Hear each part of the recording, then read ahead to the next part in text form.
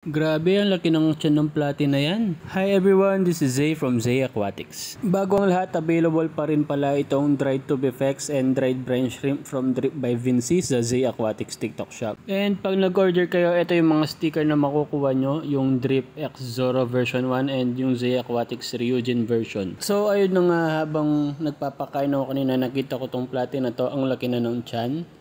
Ayan, parang malapit ang mga anak. Dito ko siya nakita dito sa tank na to. Ayan. Tag 2 pairs yung mga nakalagay dyan na mga platy. Ayan, dyan ko sila binibreed. So, ganun na lang siguro yung gagawin ko na pag may malaking tiyan, ihihiwalay ko doon. Ayan. Sana maparami pa itong mga to. Ito nga pala yung mga dating fry nung mga naunang platy ko. Yan, ang lalaki na nila. So, palalakihin ko lang ng konti and ilalagay ko na sila sa pan.